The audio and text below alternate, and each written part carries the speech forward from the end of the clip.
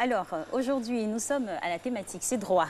Et nous parlerons du métier d'avocat. Qu'est-ce qu'il implique, qu'est-ce qu'il englobe? Tout ceci avec Monsieur Ndri, qui est le bâtonnier, Maître Ndri, qui est le bâtonnier des avocats, en tout cas en Côte d'Ivoire. Mais avant, la capsule d'illustration.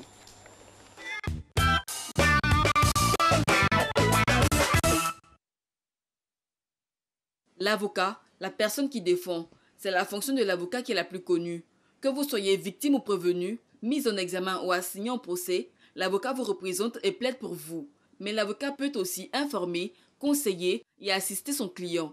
L'important d'avoir un avocat, dans la mesure où il y a des personnes qui ne peuvent pas se défendre elles-mêmes, voilà, qui ont des difficultés à exposer les faits. Il est intéressant d'avoir un avocat, d'autant plus qu'on n'est pas tous informés ou on ne sait pas tous les lois ou les procédés juridiques qui peuvent nous amener à pouvoir nous défaire d'une situation donnée. La personne qui a commis un crime, on ne dit pas que c'est bien, mais a sûrement des raisons de l'avoir fait. Il y a des situations qui poussent certaines personnes à avoir des comportements, certes qui sont répréhensibles par la loi, mais qui ont besoin d'être défendus pour expliquer pourquoi elles sont arrivées à ce genre de comportement, comportement qu'une personne normale, en temps normal, ne pourrait pas avoir. Donc c'est l'avocat qui va, justement dans le cadre de son travail, expliquer pourquoi une personne sensée, une personne qui au départ était normale, puisse arriver à de telles extrémités. Si elle n'a pas d'avocat, c'est vrai que c'est compliqué. Si un avocat est chargé de défendre des accusés, il y a parfois des supposés coupables ou des causes qui sont très difficiles à défendre tellement la culpabilité est certaine. Et pourtant, tout le monde doit pouvoir être défendu, même ce satané diable. Quand c'est peut-être toi qui es le coupable, tu peux le considérer comme étant un ange puisqu'il t'a sorti d'un problème. Mais quand peut-être tu es du camp de la victime, tu peux le considérer comme étant un démon. Donc c'est une réponse relative pour moi. Tout qu'on fait n'empêche que les avocats quand même soient utiles à la société. Un avocat qui gagne un procès contre une personne qui a commis un crime, je le qualifierais plutôt d'ange. Parce que quand on commet un crime, la sanction, c'est une sanction qui est très très sévère. C'est la réclusion criminelle à perpétuité selon les pays. Et si vous avez un très bon avocat qui vous défend et qui arrive à convaincre des jurés de ce que l'acte que vous avez commis a pu avoir, en tout cas des explications par ailleurs, je pense que c'est un ange pour vous, puisqu'il vous permet de sauvegarder votre liberté. Donc on ne pourrait pas dire que c'est un démon, parce que le démon, c'est celui qui, manifestement, cause du tort. L'avocat n'est pas celui qui cause du tort, c'est celui qui aide une personne à se sortir d'une situation compliquée. Dans le droit religieux, on appelait avocat du diable le clerc qui était chargé de trouver des arguments contre la canonisation d'une personne décédée. Aujourd'hui, se faire l'avocat du diable, c'est défendre une opinion que la majorité pense mauvaise. Malgré tout, l'avocat est un acteur majeur de la société car le droit est indispensable pour qu'une société puisse s'organiser harmonieusement. Et l'avocat ange ou démon en est le chef d'orchestre. Voilà, le postulat est posé comme on aime le dire chaque fois. Maître Thomas Ndri, qui est sur notre plateau, est le 25e bâtonnier de l'Ordre des avocats de Côte d'Ivoire. Et l'Ordre existe bien avant la Côte d'Ivoire, c'est-à-dire depuis 1959. Et le premier avocat ivoirien, c'est Maître Kwame Benzem, la première femme, Maître Kopli. Cela dit, c'est qui l'avocat en fait, Maître Thomas Ndri? D'abord, merci d'avoir accepté notre invitation. Merci, Monsieur Gouvoy. C'est qui l'avocat? C'est qui? L'avocat, c'est celui-là que, lorsque tout le monde vous a abandonné, qui vient vous aider à faire entendre votre voix, entendre votre cause. C'est ça l'avocat. Et dans la vie de tous les jours, nous faisons appel à des avocats, aussi bien pour des affaires personnelles, comme les mariages, le choix des régimes patrimoniaux, entre le régime de la communauté et bien la séparation des biens. Il faut bien savoir ce que c'est. Vous faites appel à l'avocat. Vous avez un contrat de travail à signer. Vous faites appel à l'avocat. Vous avez votre fils qui a des soucis à l'école, parce qu'il peut avoir un souci à l'école. Vous faites appel à l'avocat. En fait, l'avocat, il conseille, surtout il conseille, et au-delà du conseil, lorsqu'il y a un souci, il défend. Il dit votre part de vérité. D'accord. L'avocat, il vous représente, il vous défend au tribunal pour toute affaire. Alors, qui peut être avocat et quel est le profil d'un avocat type? Le profil d'avocat type, c'est celui qui a fait des études universitaires, minimum un Master 2 en droit, c'est-à-dire 6 années d'études universitaires. Et après ça, il faut remplir des conditions de nationalité. Et dans notre cas précis, c'est la condition d'appartenir à un État membre de l'UEMOA, parce qu'aujourd'hui, nous avons une réglementation communautaire qui permet à chacun des ressortissants des 8 pays membres de l'UEMOA de s'inscrire et de s'installer dans n'importe lequel des pays. Et c'est une réglementation en vigueur depuis 1995. Mais dans les faits, c'est douteux. Non, ce n'est pas douteux. Ce n'est pas douteux. Je suis qu'un avocat ivoirien peut librement s'installer. Oui, il n'a qu'à demander, il doit faire sa demande et sa demande sera acceptée parce que le règlement est en vigueur. Justement, la loi est la loi. Justement, parlons des avocats. Ça ne vous choque pas parfois que dans nos pays africains, quand on a des personnalités qui vont solliciter des avocats ailleurs, alors qu'on a des têtes pensantes ici, on a des avocats sur place, ça ne vous choque pas ça? Non, ne vous trompez pas, M. Govoy, ne vous trompez pas. Derrière chaque avocat africain ou de l'étranger, de plus loin, il y a toujours des confrères locaux, des confrères nationaux qui connaissent bien les dossiers. C'est ceux-là qui les aident à comprendre les dossiers. Mais vous savez qu'il y a des dossiers qui ont besoin peut-être de médiatisation. C'est-à-dire? Non, c'est-à-dire faire porter une cause au-delà de l'intérêt de la portée nationale. Donc c'est normal qu'on fasse appel à des avocats? Oui, c'est normal. De la même façon, il y a des avocats ivoiriens qui vont plaider des causes ailleurs. Moi-même qui vous parle, j'ai été plaider des causes dans certains pays et d'éminents confrères ivoiriens ont été plaider des causes dans certains pays. Donc c'est tout à fait normal. Les avocats sont à l'avant-garde de la mondialisation. Ils vont, ils viennent. C'est tout à fait normal que des avocats plaident ici et que d'autres viennent plaider ici. Très bien. Le choix de l'avocat sur la planète Terre n'est pas un problème, on l'aura bien compris. Alors, qu'est-ce qu'englobe le métier, le travail d'un avocat? L'avocat, c'est d'abord un homme de dossier. Et vous voyez, j'ai un petit dossier ce matin. Oui, on l'a bien constaté, on l'a bien vu. Non, c'est un homme de dossier. On espère qu'on n'a pas un dossier. Alors, quel que soit le problème qui est posé, le premier réflexe de l'avocat, c'est de bien comprendre les faits, la situation de son client. Qu'il soit une personne physique ou une personne morale. Et ensuite, se poser la question de savoir quelle est la règle applicable à cette situation. Alors, sa mission, c'est de regarder la règle avec beaucoup de rigueur et de trouver dans la règle ce qui convient à la situation de son client. C'est ça sa mission. Donc, il doit écouter, écouter, prendre des notes, ensuite chercher la législation applicable et trouver les arguments pour porter la parole de son client. Ok. Est-ce qu'il fait bon d'être avocat en Côte d'Ivoire? Oui, bien sûr. Quels sont les problèmes que vous rencontrez, les freins pour votre épanouissement? Nous rencontrons les problèmes de vulgarisation de notre métier. Notre métier, il est un peu méconnu à mon humble avis, parce que certains pensent que c'est un métier de bourgeois, alors qu'il n'en est rien. Un salarié qui perd son emploi, qui a besoin d'être défendu, il n'a pas besoin forcément d'être quelqu'un avec des grands moyens. Il suffit de s'adresser à un avocat. Et même, il y a un mécanisme qu'on appelle l'assistance judiciaire qui permet à l'État de désigner des avocats pour aider les plus faibles. Mais nous gagnerons, je suis conscient en tant que bâtonnier que nous gagnerons à aller un peu plus vers les populations vulnérables. Parce que c'est ça aussi l'humanité qui doit se traduire dans nos actes, dans notre façon d'exercer la profession. Parce que la société, ce ne sont pas que les plus heureux, il y a les moins heureux et nous sommes aux côtés de tous. Nous devons être aux côtés de tous. Alors, maître, cette réticence des populations à venir vers vous, est-ce que ce n'est pas dû par rapport au montant, au gain? Parce que l'avocat aussi, il traite des dossiers, mais au final, c'est pour récupérer quelque chose. Ce n'est pas toujours pour récupérer quelque chose, c'est pour faire triompher la vérité. C'est pour faire triompher la justice. Ce n'est pas que pour récupérer quelque chose. Et les avocats, contrairement à ce qu'on pense, vous savez, lorsqu'on prête serment, dans le serment, il y a le mot humanité. Et l'avocat, c'est celui-là qui essaie de faire entendre, qui fait entendre la voix du plus faible. La voix du plus faible. C'est pour ça qu'on s'étonne de ce que les avocats sont à l'avant-garde des luttes pour les droits de l'homme, les libertés publiques. Parce que c'est ça aussi l'avocat. Et concernant les questions de rémunération, c'est par rapport à la situation du client. Les honoraires ne sont ni tarifés ni barémisés dans notre système. C'est par rapport à la situation du client.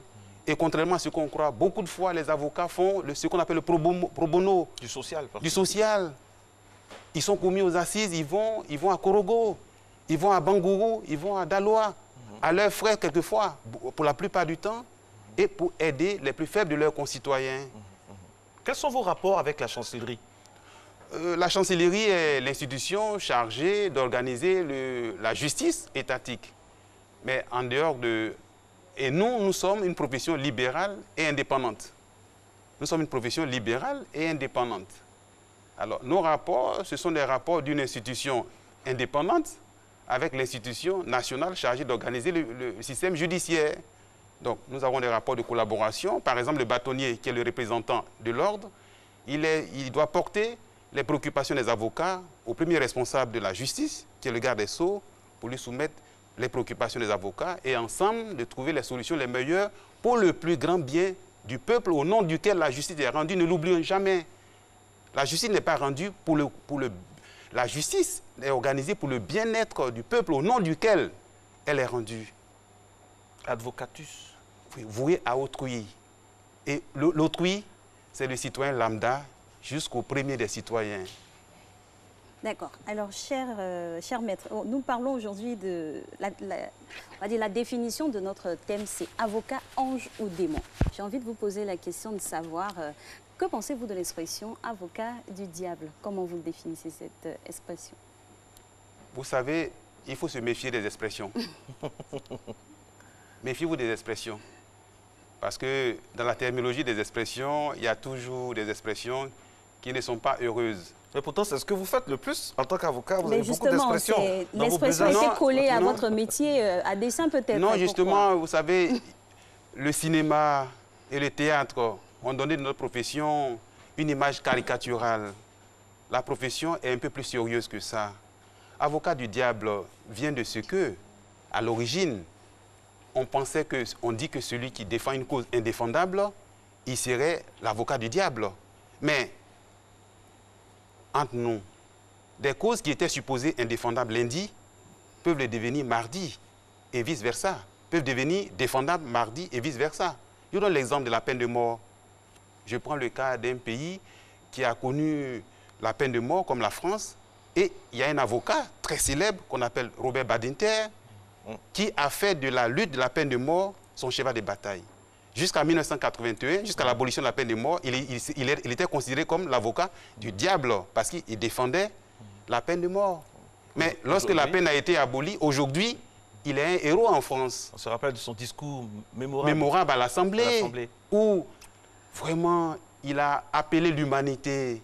Il a appelé à l'humanité de se rappeler de ça, de ce que c'est que sa position, ce qu'elle est réellement. Okay. Donc aujourd'hui, il n'est plus avocat, il n'est plus l'avocat du diable, il est devenu l'avocat, il est devenu un ange. Ah, ombre et lumière, en tout cas un avocat, c'est un avocat. Dites-nous, on a été choqués d'apprendre dans nos recherches que pendant 2 ans, il n'y a pas eu le concours d'entrée. Le CAPA. Et avant même d'être bâtonnier, vous avez œuvré dans l'ombre pour ça. Peut-être que c'est ça qui a valu votre notoriété. C'était dû à quoi ça? Pourquoi pendant 2 ans, on n'a pas eu de sortie d'avocat en Côte d'Ivoire? Monsieur Govoy. Un pays... Monsieur Govoy. Oui, monsieur. Oui, maître Andry. Sachez que l'Ordre des avocats est une institution qui fonctionne bien. Seulement, il y a eu quelques difficultés qui sont aujourd'hui le passé et nous ne regardons pas dans les rétroviseurs. Le plus important, c'est qu'aujourd'hui, tous les jeunes gens qui ont le master, qui ont le doctorat, qui viennent de partout, qui veulent entrer dans cette profession, belle profession d'avocat, ont la possibilité de postuler au diplôme. Donc ça va du plus CAPA. se reproduire, ce qu'on a connu dans le Oui, passé. je prendrai les dispositions et je remercie au passage aussi, parce que c'est ça aussi, la gratitude. Je remercie le doyen de la faculté de droit avec lequel nous avons eu un dialogue fécond. Grâce à ce dialogue, les cours ont repris. Et vous pouvez aller à l'amphithéâtre, vous verrez que les étudiants sont contents, particulièrement contents, parce que les cours ont repris. Et à la fin de l'année, on verra les résultats. Mais ce seront les meilleurs qui seront sélectionnés. Ça, c'est certain. On espère. En tout cas. Donc le message est passé pendant que les étudiants s'abreuvent de la théorie. Nous allons continuer sur la pratique de l'exercice. Alors maître, tout est défendable dans le droit? Est-ce que toutes les causes sont défendables? Commençons par l'avocat lui-même. L'avocat prête le serment d'exercer la profession dans la conscience en toute conscience. C'est un des mots du serment de l'avocat.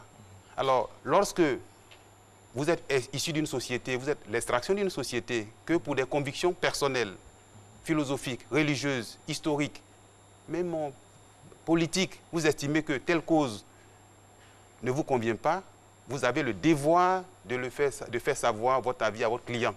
Mais on ne choisit pas une cause parce qu'elle vous procurerait des pécules, alors qu'en réalité, vous ne croyez pas à cette cause. Donc, déjà, il y a un premier frein. Mais au-delà de ce frein, mais M. Govoy, Madame, est-ce que c'est nous qui avons créé les citoyens? C'est Dieu qui a créé les citoyens et chacun est sur la terre, comme on dit, avec ses défauts, ses qualités.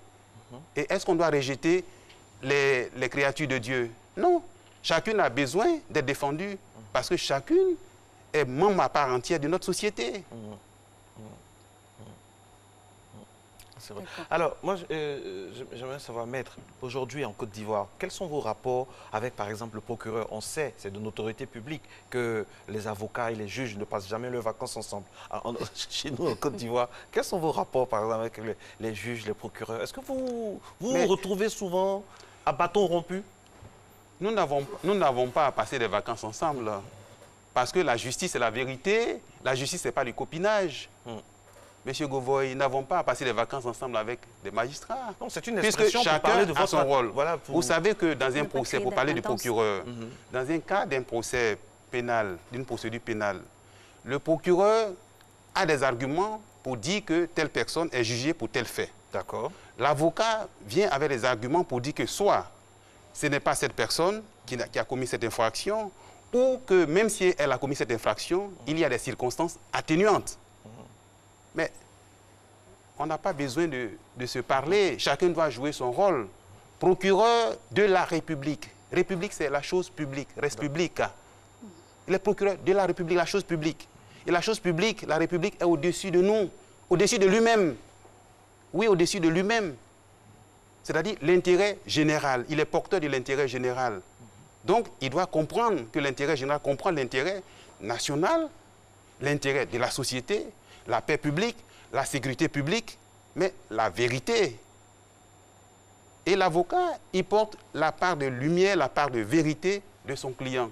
Donc chacun doit jouer son rôle. C'est tout ce qu'on demande. Vous savez, nous aimons aller dans certaines sociétés, certains pays, mais nous les envions pourquoi? C'est parce que de façon générale, ces sociétés sont organisées pour que chacun joue son rôle.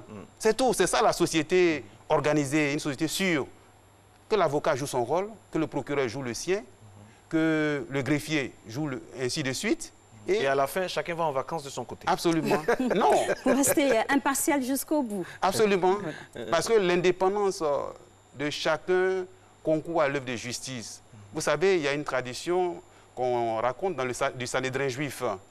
Lorsqu'ils se réunissaient et qu'ils délibéraient qu'il y avait unanimité, ils refusaient de prononcer la sentence. Ça veut dire qu'il y a quelque chose qui leur aurait échappé. Il fallait que un d'entre eux éleva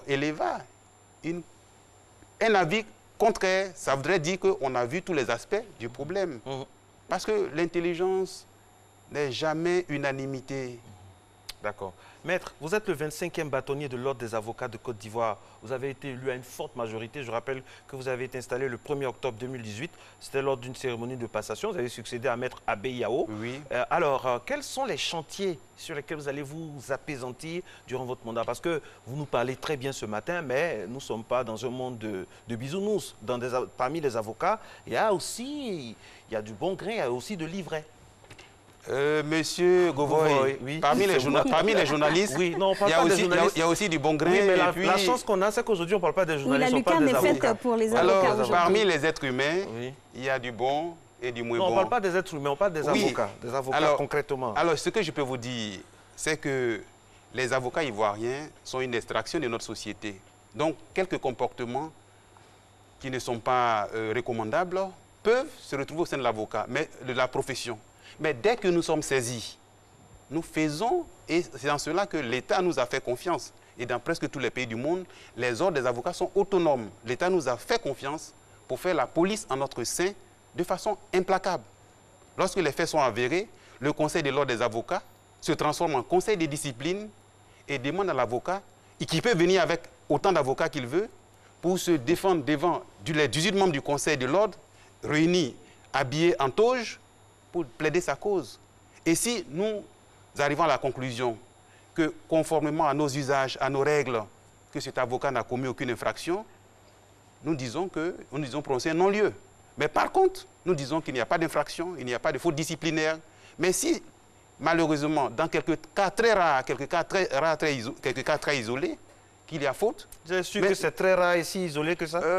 Vous savez, il y a un adage de chez nous qui dit que lorsque vous mangez les graines d'arachide, qu'il y a une seule graine pourrie, on a l'impression que c'est tout le panier. Ce n'est pas exact. Ça dépend de la grosseur de la graine aussi. Non, ce n'est pas exact. Mais vous savez, M. Govoy, les graines ont presque toutes les mêmes tailles. Oui, mais il y a des graines particulières quand même. Non, la vérité, je pense qu'il y a un peu de caricature, il y a un peu d'exagération. Vous savez que tout ce qui est excessif est insignifiant. Les avocats sont beaucoup plus proches de l'ange que du démon. Je vous le dis, j'ai 25 ans de... Vous ne pouvez pas dire le contraire ici. Non, c'est parce que je sais de plaider la vérité. Parce que la vérité n'est jamais noire ni toute propre blanche. Ni proche. La vérité est au milieu. Alors. Mais nous ferons des efforts pour que cette image, qui quelquefois, heureusement que c'est quelquefois seulement, est véhiculée, soit résiduelle. D'accord. Maître Maître Ndri Thomas, oui. Ce n'est pas le procès des avocats en tout cas aujourd'hui, rassurez-vous. Alors, on va donner des conseils parce que c'est vrai qu'on a parlé de tout ce qu'englobe le métier. Les conseils pour avoir un bon profil d'avocat, ce serait quoi? Le premier conseil, ça va vous étonner, c'est l'humilité. C'est l'humilité. L'avocat doit être humble. On dit que vous êtes beaucoup guindé. Ça aussi, les téléspectateurs nous disaient très ça. éloigné. Très éloigné, très guindé. Oui, je vous ai dit qu'il y a... Éloigné, M. Govoy, vous regardez trop la télévision. Non. Il est à la c'est lui la télévision. Madame, dites à votre voisin de regarder moins la télévision. Maître, et d'aller au tribunal. C'est nous la télévision. Avant, quand on préparait l'émission, vous l'avez reconnu. Il y a les avocats, certains, je n'ai pas dit moi, certains les trouvent guindés. Non, ce n'est pas exact. Certains les trouvent guindés. Ce n'est pas toujours exact. Non, je vous ai dit que la profession... Les trouve. La profession, oui, les trouve. La profession est l'extraction de notre population. Mais c'est normal que... La population a bon dos. Non, c'est l'extraction de notre société. Nous sommes tous issus de la société ivoirienne. Mais tout le monde n'est pas avocat, malheureusement. Non, nous sommes tous issus de la société ivoirienne. Donc le comportement qu'on peut avoir... c'est un peu le comportement que le citoyen ivoirien a, seulement que lui, il est avocat, l'autre est médecin, l'autre est journaliste, l'autre est pharmacien, sur certaines choses. Mais vous me posez la question de savoir les conseils. Pour moi, c'est fondamental. Le premier conseil, c'est l'humilité. Le second, c'est le travail. C'est le travail. Si vous prenez votre temps à travailler, vous n'avez pas le temps de fanfaronner. Seul le travail parle. Oui, vous n'avez pas le temps de fanfaronner parce que vous avez des centaines de dossiers et vous devez étudier des dossiers jusqu'à 1 h du matin, 2 h du matin et vous savez les conjoints des avocats, mon Dieu. Parce que l'avocat, il travaille de 7 h du matin jusqu'au soir et il rentre beaucoup de fois à la maison avec des dossiers. Il lit, il comprend, il cherche des arguments. Donc quand vous êtes occupé à ça, vous n'avez pas le temps de fanfaronner. Ce n'est pas possible. Donc l'humilité, le travail. L'humilité pourquoi? Parce que il faut écouter la souffrance des plus faibles. Et pour écouter, il faut être humble. Et ensuite, il faut travailler. Et après avoir travaillé, il faut encore travailler. Il faudrait toujours respecter la loi. Toujours travailler, encore travailler. Merci beaucoup à vous, Maître Thomas Ndri. Nous sommes à la télévision, le temps qui nous est imparti, malheureusement, ça n'a rien à voir avec le temps de la plaidoirie. Il est 28, nous sommes obligés donc d'arrêter. C'est un plaisir de vous avoir eu. Je vous remercie. Et puis surtout, votre première télé en tant que bâtonnier, c'est vous avez choisi Matin Bonheur. Merci beaucoup. Merci bien, M. Gouvet. Merci, madame. Ça fait plaisir d'égratigner un peu le bâtonnier et de le tatisser toujours. Mais vous savez, je vais terminer par ce petit mot. Vous savez, Kofi Olomide... Avocat qui cite Kofi Olomide, c'est intéressant ça. Je suis dans la société ivoirienne. Je suis beaucoup la télé. Lorsqu'il a eu des soucis, vous savez, il a eu des soucis, vous savez ce qu'il a dit en lingala. Bah avocat, bokole la langaï. Et avocat, venez me défendre. Oui, j'imagine que vous êtes un grand amateur de rumba aussi, maître Thomas Ndri. Je suis un amateur de tout ce qui est humain. Je rappelle que vous voyagez tout à l'heure, partez représenter la Côte d'Ivoire à l'extérieur. Merci beaucoup, maître. Merci, monsieur Goué. Merci, madame. Et bonne mandature à vous. Merci bien. Vive les avocats. Merci bien. Merci. En tout cas, ce fut un grand bonheur de partager l'univers des avocats de Côte d'Ivoire. On espère que vous en avez appris davantage.